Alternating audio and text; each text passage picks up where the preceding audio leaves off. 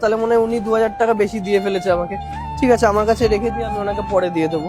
কোনো ব্যাপার না, আপনি আমাকে নাম্বারটা বলুন। হ্যাঁ, 98 কি?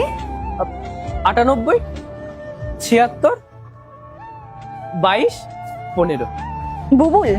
হ্যাঁ, চলে গেছে টাকা। অনেক ধন্যবাদ ম্যাডাম আপনাকে। আসলে আমার ভাই না 4 দিন ধরে আমাকে বলে যাচ্ছে যে দাদা আমাকে টাকাটা পাঠা, ফিসটা জমা দিতে হবে। হ্যাঁ, আমি ভাবলাম কাকে দিয়ে পাঠাবো, আমার কাছে তো এত বড় বড় ফোন নেই। অনেককে বলেছিলাম কিন্তু কেউ সাহায্য করেনি।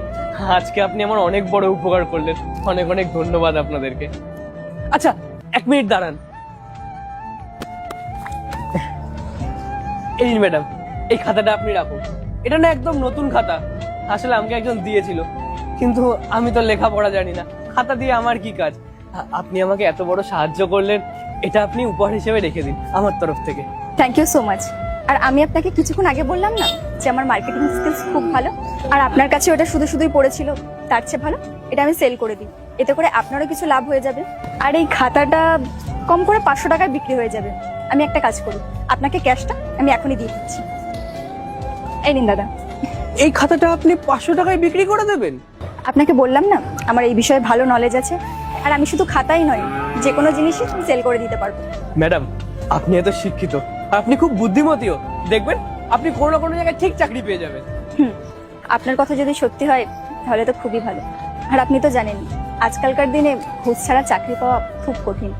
অনেক কষ্টে এখানে ইন্টারভিউ দেওয়ার চান্স পেয়েছিলাম। এরপর কি হলো সেটা দেখার আগে নিচে সাদা কালার সাবস্ক্রাইব বাটনের উপর ক্লিক করবে, তাদের মা বাবা যেন অনেকদিন বেঁচে থাকে। আর যারা ভিডিওতে লাইক করে দিবে তাদের মনের আশা যেন পূরণ হয়ে যায়, আমি দোয়া করে দিলাম। হ্যাঁ, তো দেখুন আজ কোম্পানি বন্ধ, দেখি কি করা যায়। এক্সকিউজ মি স্যার, আপনার হাতে ঝাড়ু, কিন্তু এখানে সকালে পয়সা করা হয়ে গেছিল। আসলে এখানে আমি একটা ছোট টেস্ট নিচ্ছিলাম। ঠিক আছে স্যার, আপনি উপরে আসুন, মিটিংয়ের জন্য দেরি হচ্ছে। দাদা, উনি আপনাকে স্যার কেন বলছিলেন?